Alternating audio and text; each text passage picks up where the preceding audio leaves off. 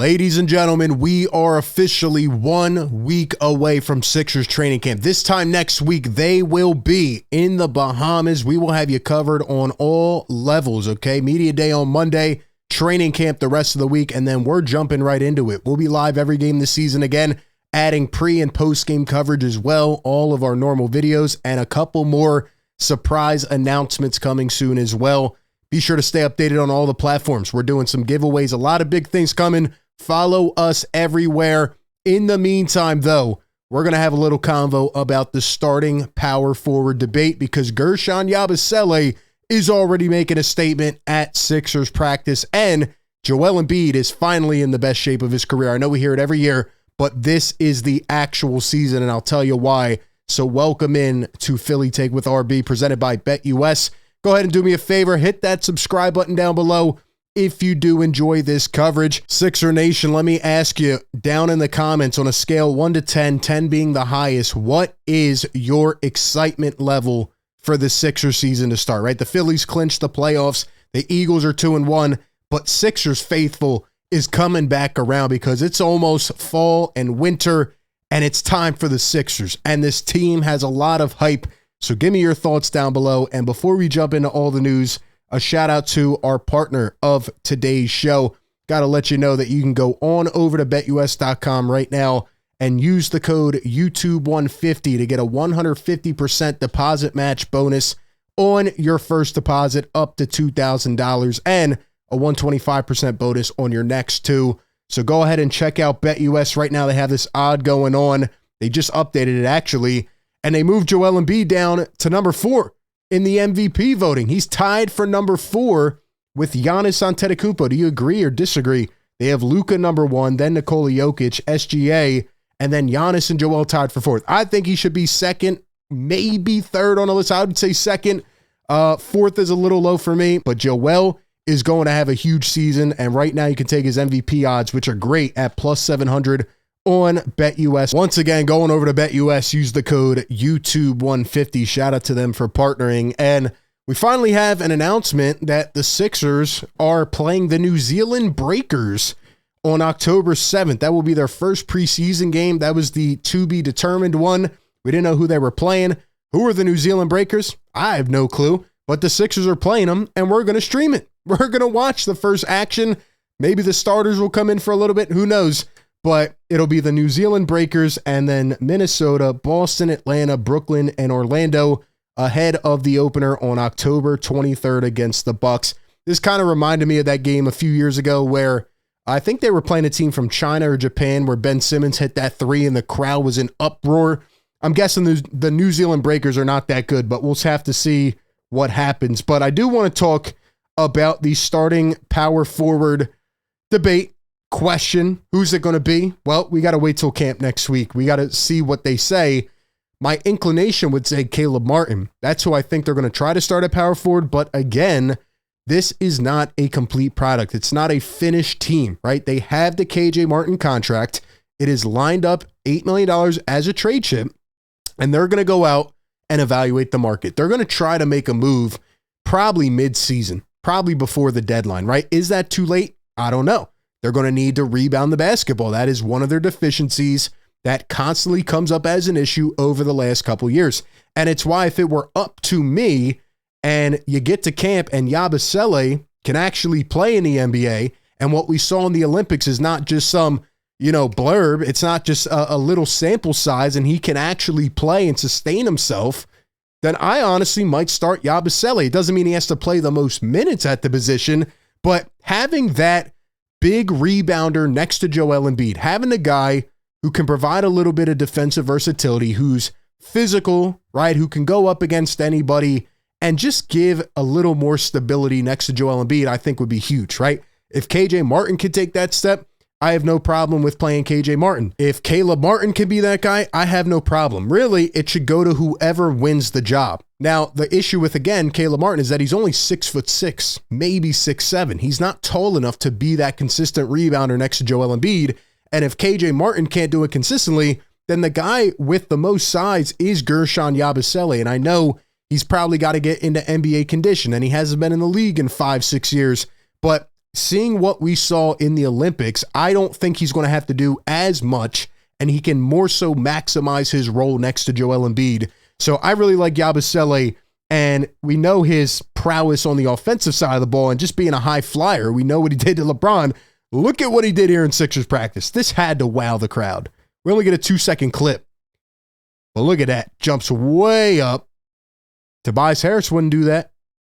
Tobias Harris barely dunked the ball wide open. Guerschon Yabusele throwing it down over a man. Looks like he put on a little bit more weight too. I like this guy, man. I love his attitude. I love the fact he signed with Philly, trying to prove himself. I love the fact that he never gave up hope, right? He's waited 5-6 years to get his chance again. He doesn't strike me as the type of guy who's just going to let it go, and just not contribute at all to this team. I just have a good feeling about him. Guerschon Yabusele, ladies and gentlemen, should he start at power forward? Let me know down in the comments. The guy he's going to start next to, Joel Embiid, is in the best shape of his career. I put this out on Twitter, of course, all the Joel Embiid haters, which I've seen a lot more in the recent months as well. After the Olympics, his decision, all that, they just continue to rise.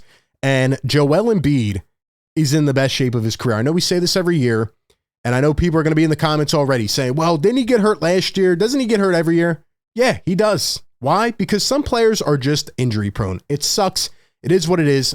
I am fine with the Sixers managing him the best way possible this season to avoid injury. He's also going to finally have more help around him. But when it comes down to Joel Embiid, the reason he got injured last year wasn't because his nutrition was bad. It wasn't because he ate bad. It wasn't because he was out of shape.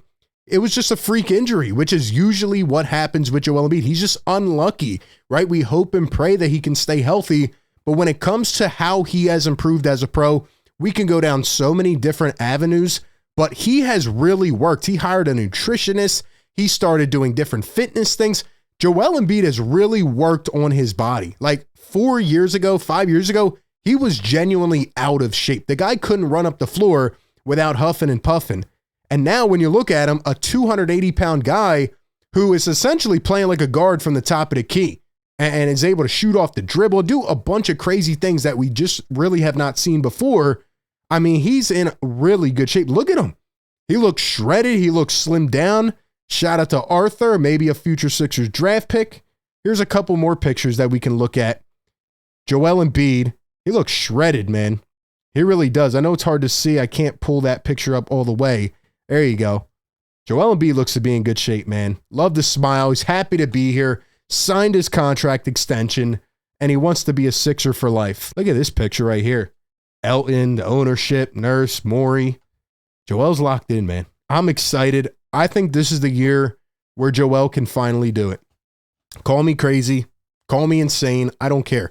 I just have a feeling about this team that they're going to be really good. Why? Because they just seem committed. They're all there in the building. Year 2 of Nick Nurse, who is a tremendous coach. Daryl Morey pushed all the chips in. It seems like he finally has the allowance from the ownership to do so. They just seem to be locked in, man. They get Paul George to come here. I'm pumped. I'm pumped. Joel Embiid wanted Paul George to come here, and he's here. Joel's been working on himself, man. I'm excited to see what the next steps are and how this team starts to mesh. Speaking of this team, a big integral component is, of course, Tyrese Maxey. And as Jacob says, it's safe to say Maxey misses playing basketball. Here he is on his IG story posting a compilation of Tyrese Maxey from last year. He says, I'm ready to hoop. I'm so ready for Tyrese, man. I don't think he ever wants to leave the floor. I think despite however much he's getting paid now versus before, if you were to lock him in the gym for 24 hours, I don't think he would even try to come out. I think that's what his work ethic is like. I think that's how hungry he is. And I'm glad that Tyrese can finally sit back and not have to worry, oh, if I get injured, will that affect my future contract? Will I ever get the contract from Philly? Now he's here, he's locked in, and he has gotten better each and every year on a substantial level. And there's no reason to believe that he won't do it again this season. So, like I said in the last video, some fans are uproared about it, but I think Tyrese is going to be the key to this team and the success. I think everybody's kind of underrating him a bit. They're worried about Joel, obviously, and then the whole splash move with Paul George. But I think Maxey's going to be the guy. I really do. Lastly, we have good vibes from Kelly Oubre. Sixers page puts it out, says, how y'all doing? We're doing good, man. High flying Kelly. Always a big smile. So glad to have this guy back. This team's just going to be likable. That's what I've really come down to. The conclusion is that they're going to be likable. A lot of good vets. A lot of guys who are on that brink and have been close to winning but have never won. A couple guys that have won. They're just going to be likable. They're a likable bunch already. They're going to have good vibes. They're going to have that level of toughness, that edge that you need. The Boston Celtics had their media day today. Al Horford talked about Jason Tatum and Jaylen Brown being disrespected. Quote, I personally was not happy about it. Those guys, they're very special to me. It motivated me and all of us for this upcoming season. Al Horford, we don't care. We don't care. Al, you're still playing, man. You got your ring. You got your ring. Go retire. Sixers are coming for that #1 spot, Celtics. So beware. Watch out. That being said, appreciate y'all for tapping in. Be sure to like, comment, subscribe, and I'll catch you on the next one. Peace.